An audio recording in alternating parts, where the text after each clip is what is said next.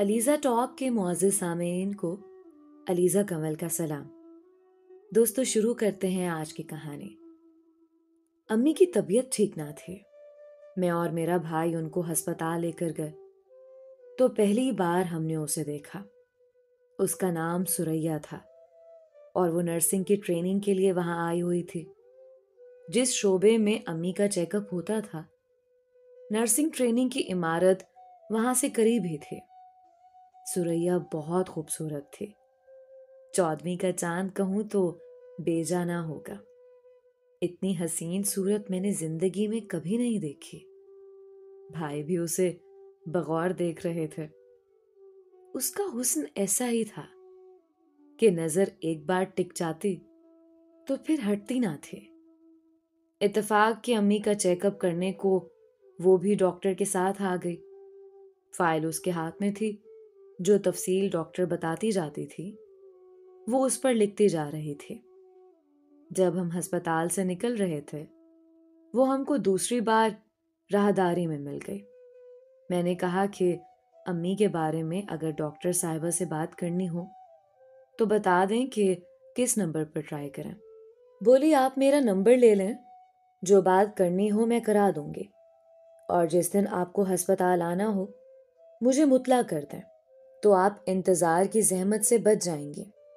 سریا کے ساتھ فون پر بات ہوئی۔ جب ہم ہسپتال جاتے وہ ہماری کافی معاونت کرتے۔ یوں اس کی ہماری دوستی ہو گئی۔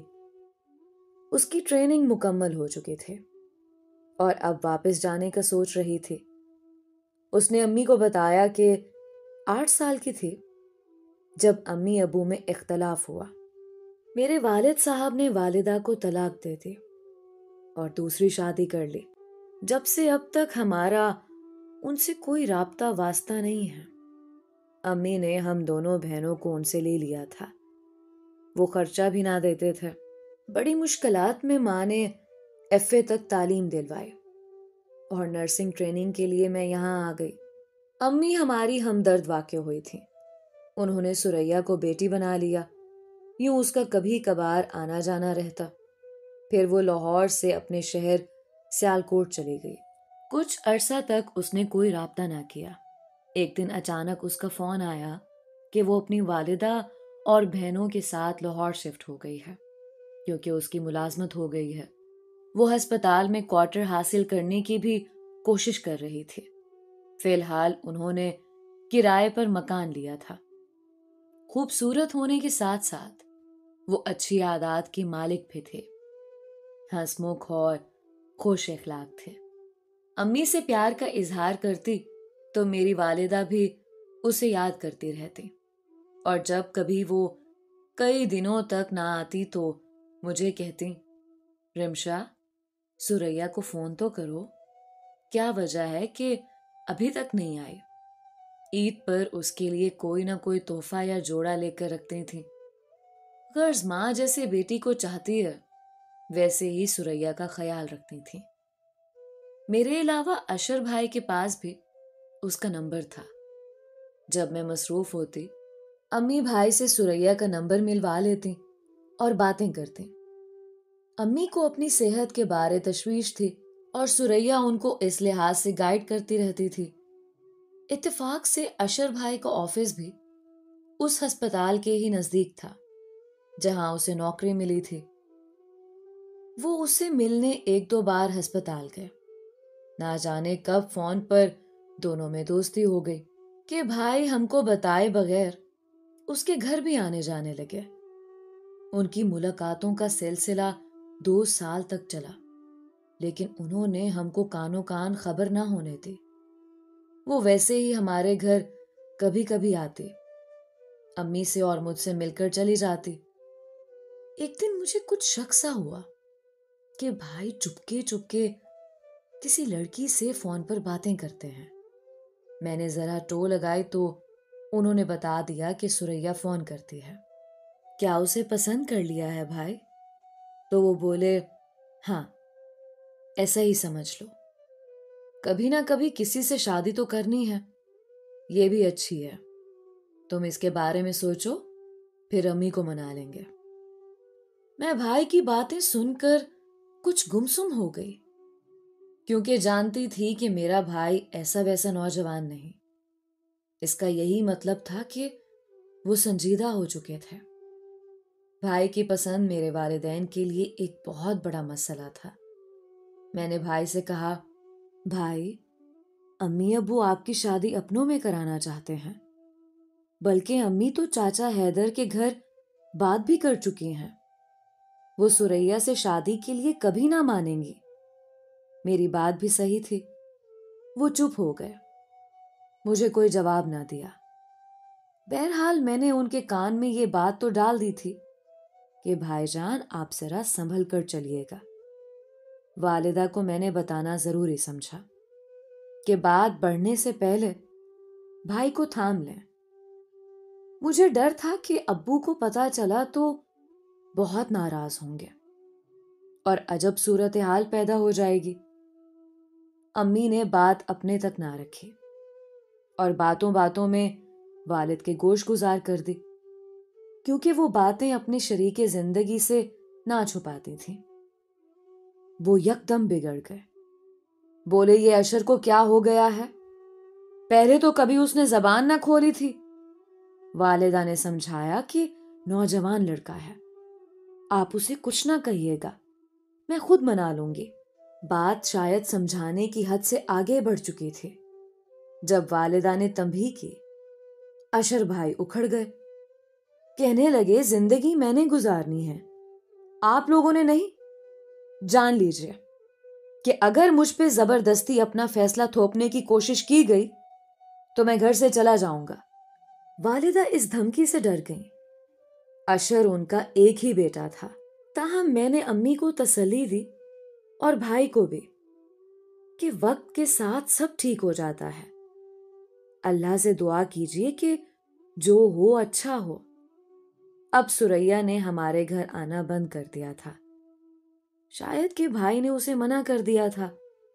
ہم دونوں بہنوں نے اشر بھائی سے کہا کہ آپ ہم کو سریا کے گھر لے چلیں، ہم دیکھیں تو صحیح کہ وہ کیسے لوگ ہیں۔ اشر ہم کو سریا کے گھر لے گئے۔ اس کی بہن اور والدہ بہت خوش ہو کر ملے، ہماری خاطر مدارت کرنے لگیں۔ ان کو خیال ہوا کہ شاید ہم نے سریا کو پسند کر لیا ہے اور اپنی بھابھی بنانے کا ارادہ ہے۔ ہم کو بھی یہ اچھی لگی تھی۔ ہم بہنوں نے امی کو منا لیا کہ فی الحال آپ اشر بھائی کو تنہا نہ چھوڑیں، بلکہ ان لوگوں کے گھر آنا جانا رکھیں۔ نہ جانے یہ اونٹ کس کروٹ بیٹھنے والا ہے، ایسا نہ ہو کہ آپ کا بیٹا آپ کے ہاتھ سے نکل جائے۔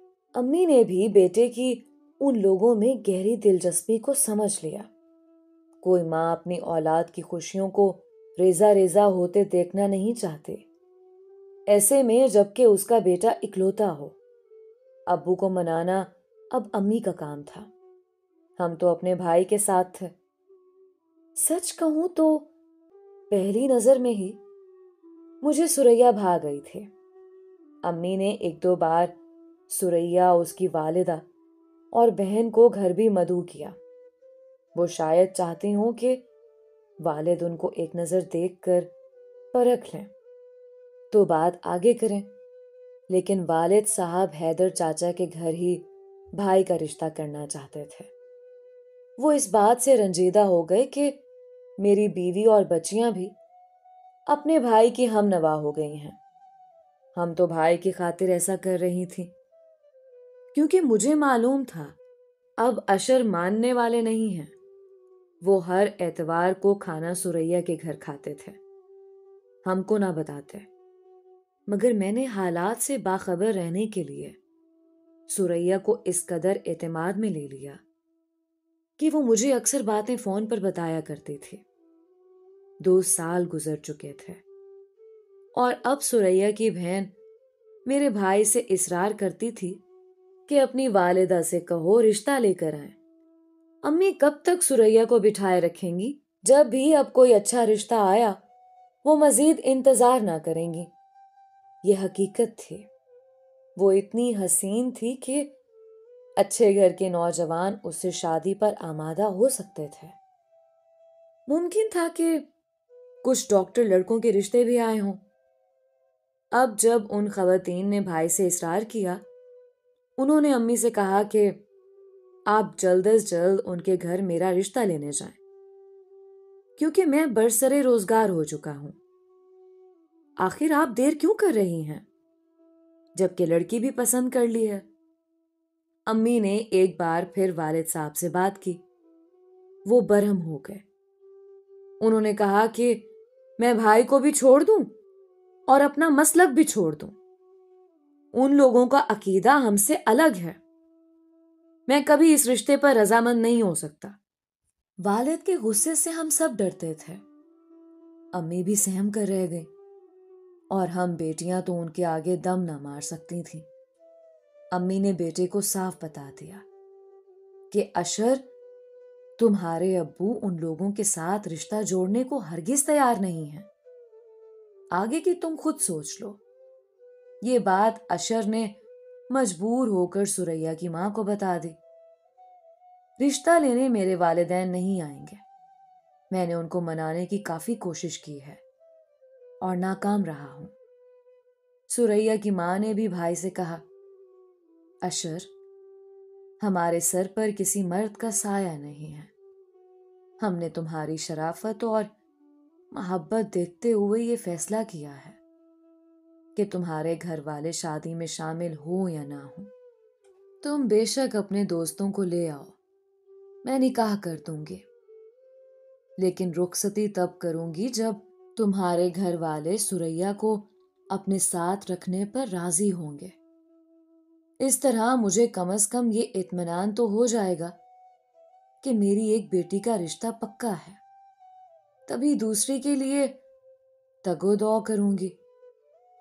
سوچو، اگر آج میں مر جاؤں، پھر میرے بعد ان دونوں کا کون ہوگا؟ سریا کی ماں کی باتوں کا بھائی کے دل پر اثر ہوا۔ وہ اپنے دو دوستوں کے ساتھ ان کے گھر گئے اور سریا کی ماں نے بیٹی کا نکاح کرا دیا۔ بھائی نے کہا کہ جب تک امی ابو راضی نہیں ہوتے، اسے اپنے پاس رہنے دیجیے۔ میں اس کو اکیلے گھر میں کہاں اور کیسے رکھوں گا؟ اشر بھائی نے سریا کو اپنا لیا اور ان عورتوں کا سہارا بن گئے، لیکن ہم کو انہوں نے کانوں کان خبر نہ ہونے دی، بلکہ شادی کے بعد بھی رات کو گھر آ جاتے۔ انہوں نے والد صاحب کے ڈر سے اپنے معمولات میں تبدیلی نہ آنے دی۔ اشر بھائی کو انہی دنوں کمپنی کی طرف سے سعودی عربیہ جانے کا ویزا مل گیا۔ وہ بہت خوش ہوئے کہ جا کر بیوی کو بھی بعد میں وہاں بلوا لوں گا اور جدائی کی فصیل ختم ہو جائے گی۔ اب بھائی وہاں سے سریا سے رابطہ رکھتے تھے اور باقاعدہ ڈرافٹ بھجواتے تھے۔ ہر ماہ معقول رقم سریا کے گھر والوں کو اشر کی کمائی سے ملنے لگی۔ رقم وہ سریا کی والدہ کے نام بینک میں بھجواتے کہ یہی ان کی ہدایت تھی۔ وہاں جا کر اشر بھائی کو اندازہ ہوا کہ یہاں بیوی کو بلوانا اور ساتھ رکھنا ایک نہایت دشوار امر ہے۔ 3 سال بعد بھائی چھٹی پر وطن آئے۔ جب ساس کے گھر گئے، پتا چلا سریا گھر پر نہیں ہے۔ اس کی ماں نے بتایا کہ اس کی خالہ اسے لے گئی ہے اور وہ سیال کوٹ میں ہے، کیونکہ یہاں اس کے بہت رشتے آتے ہیں اور وہ کسی کو بتا نہیں سکتی ان کی بیٹی شادی شدہ ہے، صرف اور صرف اس خوف کی وجہ سے کہ اشر کے والد کو علم نہ ہو جائے اور وہ یہاں آ کر کوئی ہنگامہ نہ کر دیں۔ اشر کو یہ بات عجیب لگی۔ انہوں نے کہا، اب تو میں آ گیا ہوں، اب آپ میری بیوی کو بلوا لیں، میں خود اسے اپنے ساتھ اپنے گھر لے جاؤں گا، کوئی اسے قبول کرے نہ کرے۔ میں اتنا کما چکا ہوں کہ الگ بھی رہ سکتا ہوں، اب میں کسی بات کی پرواہ نہ کروں گا۔ سریا کی والدہ نے آخر ایک روز کہہ دیا کہ طلاق دے دو یا پھر سمجھ لو کہ ہماری بیٹی سے تمہاری شادی ہوئی ہی نہ تھی۔ میری بیٹی کا بہت دولت مند گھرانے سے رشتہ آیا ہے، وہ خوب دھوم دھام سے شادی کریں گے اور ساری دنیا کے سامنے उसे इज्जत से ब्याह कर ले जाएंगे। तुम 3 साल बाहर रहे हो, वैसे भी वो अब तुम्हारी पाबंद नहीं है। तुमने कौन सा शादी को रजिस्टर कराया था? निकाह नामे का परत तक अपने पास नहीं रखा, घर वालों के डर से। मैंने वो सारे परत फाड़ दिए हैं। तुम दावा भी नहीं कर सकते। तुम ही झूठे बनोगे कि भला कोई इतने बरस भी बीवी को छुपाता है और निकाह को खुफिया रखता है। शादी तो वो होती है जिसमें लड़के वाले भी शरीक होते हैं, सारी दुनिया को पता है। ये सुनकर भाई अशर बोले, खाला जी, निकाह कोई मजाक तो नहीं? मैं कोर्ट में दावा करूंगा। हाँ हाँ, जाओ, शौक से जाओ, जग हंसाई कराओ। वो बुजदिल शख्स जो बीवी को घर नहीं ले जा सकता, वो कोर्ट क्या जाएगा? भाई ने मुझे बताया कि रमशा, मेरे साथ उस चलाक और मस्कीन बुढ़िया ने हाथ किया है। अब बताओ मैं क्या करूं? मैंने कहा, भाई, ये वालिद की तरफ से तुमको सबक है। जल्द तुम पर उन लोगों की असलियत खुल गई है। मेरी मानो तो अब उनका पीछा हरगिज मत करो। अपनी इज्जत को मजीद घाटे में मत डालो। जैसे खामोशी से निकाह किया था, वैसे ही तलाक भी दे दो। अगर तुम इस बंधन को शादी कहते हो, बहरहाल जो तुम्हारे पास नहीं रहना चाहते, तुम क्यों उसको जबरदस्ती अपने साथ रखना चाहते हो? वो कहने लगा कि एक बार सुरैया से बात तो कर लूं। वो क्या कहती है? साफ जाहिर है बेटी भी वही है जो मां है। अब भी तुम्हारा राब्ता नंबर उसके पास है, कहीं से भी फोन पर राब्ता कर सकती है।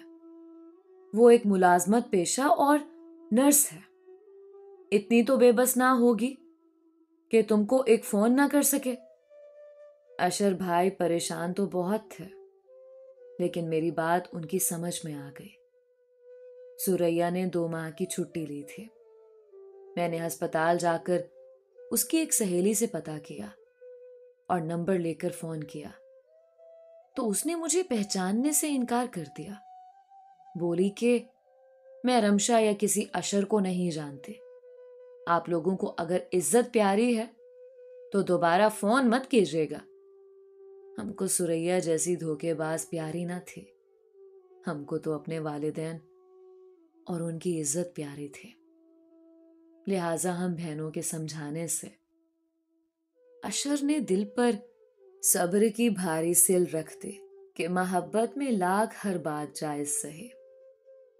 इज्जत की नीलामी का सौदा जायज नहीं था। उन्होंने अपने तौर पर भी सुरैया से राब्ते की कोशिश जरूर की थी। जब 100% यकीन हो गया कि खानवादा ही दुरुस्त नहीं है, तो उन्होंने अपना रास्ता बदल लिया और वालिदैन के कहने पर चचा हैदर की बेटी से शादी कर ली। बेशक हमारी भाभी बहुत खूबसूरत नहीं है, बल्कि कबूल सूरत है, लेकिन ऐसी बेवफा बेमुरव्वत भी नहीं है जैसी कि सुरैया थी। खुदा ऐसी हसीन लड़कियों से शरीफ खानदान के नौजवानों को बचाए जो दौलत ही को सब कुछ समझते हैं। दोस्तों, ये थी आज की कहानी। उम्मीद करती हूं कि आपको जरूर अच्छी लगी होगी। अपनी राय का इजहार कमेंट्स में जरूर किया करें। मिलते हैं एक नई कहानी के साथ। तब तक के लिए अलीजा कमल को इजाजत दीजिए। अल्लाह आपका हामी और नासिर हो।